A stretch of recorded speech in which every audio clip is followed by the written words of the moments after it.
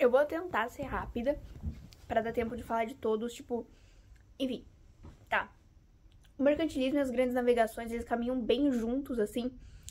Porque o mercantilismo, ele é uma ferramenta do absolutismo pra fazer, tipo, tudo trabalhar junto. Porque como o absolutismo é concentração de poder, tava tendo ali um conflito na questão do que é poder.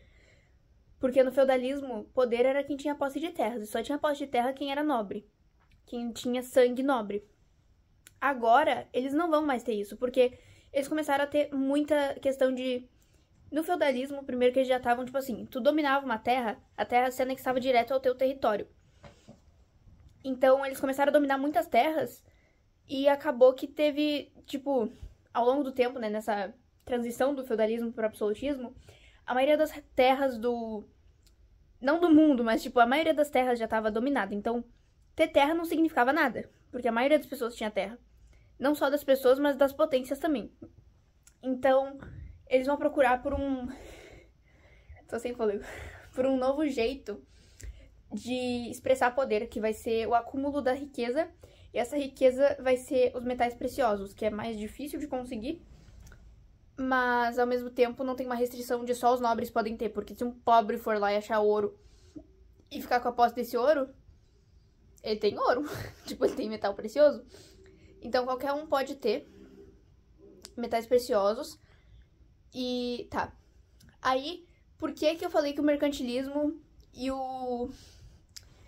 as grandes navegações caminham juntos? Porque o mercantilismo, essa ideia do acúmulo de riqueza, né, da balança comercial favorável, metalismo é a prática do negócio dos metais preciosos. Aí, com as grandes navegações, eles vão, querendo ou não, pegar metais preciosos por meio das colônias, da extração dessas colônias.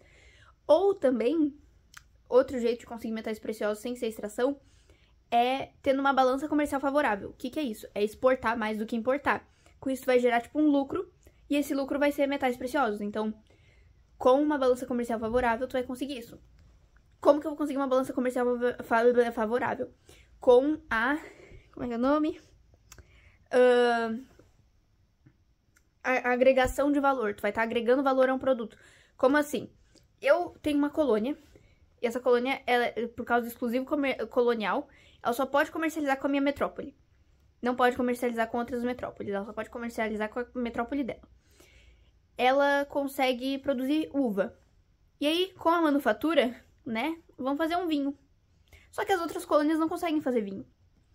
Então, eu vou estar agregando valor àquela uva, e é um negócio que só eu sei fazer o vinho. Então, todo mundo que precisar de vinho vai ser dependente de mim, vai ser uma soberania isso. Eu vou estar tendo uma soberania acerca dos outros. Então, quanto mais metal eu tenho, quanto mais favorável a minha balança comercial, mais influência eu vou ter em outras metrópoles, querendo ou não, porque elas vão precisar de uma coisa e eu é que vou ter essa coisa.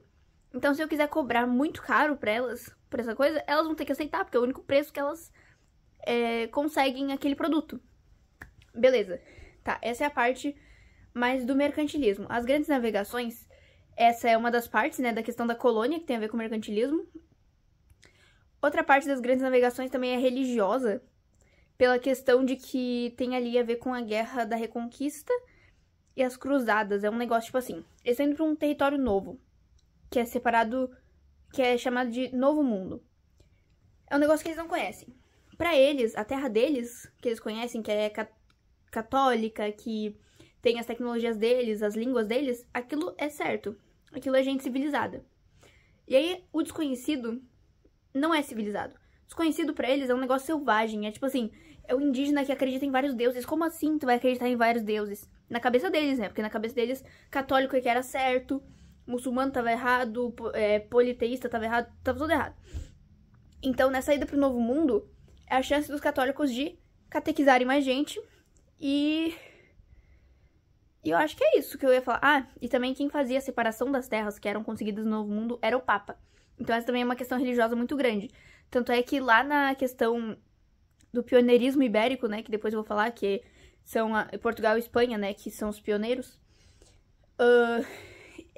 tem a questão da divisão lá das terras, que o Papa naquela época era espanhol, então ele vai tentar dividir as terras mais pra Espanha do que pra Portugal.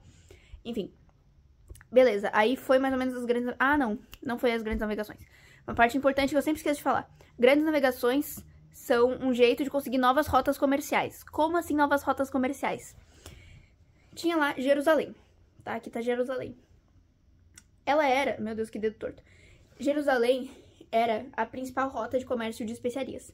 Chegam os muçulmanos aqui, na saída de Meca, né? Na fuga de Meca, e tomam Jerusalém pra eles. Aí o comércio daqui passa aqui pra Constantinopla, tá? Aqui é Constantinopla. Constantinopla ficou muito mais forte que Jerusalém, o comércio. E aí os caras começam a vir pra cá e os muçulmanos pegam aqui também. Então, tipo, como a Guerra da Reconquista não tinha sido terminada ainda, ela é terminada lá em 1492 pelos espanhóis, o jeito de conseguir fazer comércio das especiarias, que eram muito raras, era procurando uma nova rota de comércio. Então, esse é o ponto das grandes navegações. Novas rotas de comércio. Para que com essas novas rotas de comércio se faça o comércio, para conseguir soberania, uma balança comercial favorável, metais preciosos e se tornar uma metrópole, uma nação. Não uma nação, perdão, uma potência. Foi grandes navegações, foi mercantilismo. Que mais que tem? Pioneirismo ibérico. Portugal começa antes da Espanha por causa da formação dos Estados Nacionais. Por quê? Espanha eram territórios fragmentados, né? Eram vários reinos separados. E com a tomada da Península Ibérica pelos muçulmanos, assim que a Espanha vai recuperando seus territórios, ela vai ter que unificar esses territórios para depois conseguirem lutar contra os muçulmanos para pegar todo o território deles e depois de fazer as grandes navegações. E Portugal, ela era parte de um território espanhol. Assim que eles se desanexam da Espanha, eles já saem com o rei, eles já saem com o território deles pronto. Território não. Território eles saem com a Revolução de Avis. Mas eles já tinham um rei, eles já tinham o povo deles, eles já tinham tudo. Só faltava o território, que eles se separam de Espanha com a Revolução de Avis. Essa é a formação da monarquia portuguesa, mais ou menos. Então, os portugueses vão tá já com esse reino pronto, então eles já vão conseguir ir mais rápido pra África, fazer a circunnavegação da África pra eles chegarem nas... Eles queriam chegar na Ásia, mas eles primeiro fazem a circunnavegação da África. Aí, quando eles chegam lá no fim da África, eles vão estabelecendo as feitorias, né, que é aqueles interpostos comerciais lá. Ao chegarem no fim da África, em 1488, eles voltam e depois eles vão pra Ásia. E, tipo, eles chegam na Ásia em 1498. Em 1492, a Espanha vai pra América. Então, a Espanha foi muito depois de Portugal. Justamente pelo fato de que Portugal já saiu pronta da Espanha. E a Espanha, primeiro, saiu Castela, do controle dos muçulmanos, que eram 2 territórios separados que viraram Castela. Depois sai Aragão, e eles têm que se juntar. Portugal estava aqui em Aragão. Portugal ia se juntar com Castela, por um casamento. Só que aí os burgueses de Portugal não gostaram, fizeram uma revolução, que eles apoiaram Dom João de Avis, Dom João Avis, sei lá, a tomar o poder, impedir o casamento e separar. Por isso Revolução de Avis, porque era o nome do cara.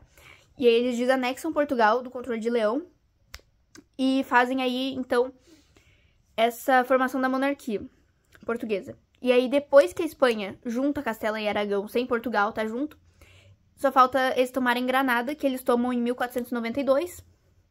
E aí, depois partem para as Américas com o famosíssimo Cristóvão Colombo, o mestre aqui, né? Que ele dominou uma cacetada de território das Américas. E quando ele volta pra Espanha, o Papa vai fazer a separação desses territórios, né? Então, aí o que ele faz? Como o Papa era espanhol, ele pega e pensa assim, não, cara, esses portugueses, ó, a minha pátria, minha Espanha, eu vou botar na frente. Aí pela Bula Intercoetera, eu acho que é assim o nome dela, bem estranho o nome, ele define que, acho que umas 100 léguas do não sei o que lá, do Cabo Verde, é da Espanha a oeste. E tipo assim, era muito mais. Eu não faço ideia do que é légua, mas eu faço ideia de que a Espanha tinha muito mais território do que Portugal nessa separação. Aí os portugueses pensaram assim, estão querendo nos fazer de bobo, vamos reclamar. Aí eles reclamam dos jeitinhos lá deles, não sei como também, e conseguem que mudem essa linha, então, dessa separação com o Tratado de Tordesilhas, pra ficar um pouco mais justo. Então, a oeste Espanha e a leste Portugal, só que tem umas léguas a mais, a menos, sei lá o que lá, e fica mais justo. Calma aí. Tá, eu vou aproveitar que eu recém falei de Portugal na circunnavegação da África pra lembrar duas coisas bem rapidinhas. Primeiro que o sistema que eles usavam pra fazer a circunnavegação era o sistema de cabotagem. Então, tipo, aqui tinha a costa, tá? Eles iam, tipo, um pouquinho pra cá, voltavam, um pouquinho pra cá, voltavam. Tipo, eles iam aos pouquinhos circunnavegando a costa, não iam muito pra longe, e eles davam, tipo, umas voltinhas assim. Esse era o sistema de cabotagem, basicamente. E o outro negócio é que região de Ceuta, é bom guardar esse nome, C-E-U-T-A, foi a primeira região da África que Portugal conquistou. Então, foi por essa região que... não é nada demais, assim, é só que foi a primeira região que Portugal conquistou, tá? Beleza, aí o que mais? Tá, falei... a coisa das coisas espanholas lá, como é que é? Foi mercantilismo, tá. Estrutura colonial. Como assim estrutura colonial? What is this? Estrutura colonial espanhola. É as colônias da Espanha na América, que o Colombo, querido lá, conquistou as colônias nas terras da América. Basicamente, elas eram mais complexas que Portugal, porque elas tinham maior autonomia. Como assim? Enquanto Portugal, na sua colônia, eles pensavam assim, vamos construir uma rua aqui, vamos mandar uma carta lá pra Portugal. Aí os malucos estavam na África, tinha que mandar uma cartinha lá pra Portugal, esperar o rei receber, pensar, devolver a cartinha lá pra África pra eles refazerem. Aí os espanhóis pensaram assim, foda-se, né, cara, vamos botar umas instituições aqui no nosso território que vão fazer esse papel. Aí o que eles fazem? 3 níveis de organização. Primeiro nível é o metropolitano. Esse tá lá na Espanha. É o único órgão que tá lá na Espanha. Os únicos órgãos que estão lá na Espanha pra comandar as questões de colônia com metrópole lá da metrópole. Então vão ter 2 órgãos, que são a Casa de Contratación e o Conselho de Índias. No espanhol tá Índia. Casa de Contratación. Controle do comércio entre a colônia e a metrópole, ou entre ali dentro da colônia, pra colônia não comercializar com outras metrópoles. Exclusivo colonial. Show? Conselho de Índias. Controle político e jurídico entre as colônias e o monarca. Então, tipo assim, controle político e jurídico, as leis que o monarca botava na colônia. Show. Aí o segundo nível é o regional.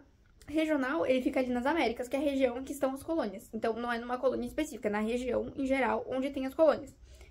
Vai ter os birreinatos e as capitanias. Esses 2 vão estar cuidando da segurança, da defesa dos territórios. Sendo que os birreinatos vão cuidar dos maiores territórios e as capitanias vão cuidar dos menores territórios. Show.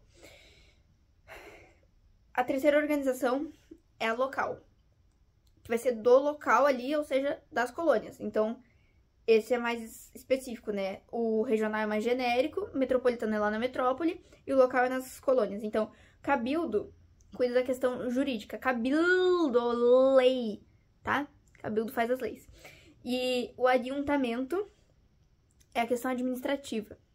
Adiuntamento administrativo. Como assim? Em vez de eles terem que mandar aquela cartinha lá que Portugal vai ter que receber das colônias africanas pra ver se vão construir ou não a rua, o adiuntamento vai fazer isso. Eles vão pegar e vão pensar assim, cara, vamos construir uma rua aqui, vamos fazer um poste ali, vamos não sei o quê. Esse órgão cuida. Fechou a história? Suavizaço.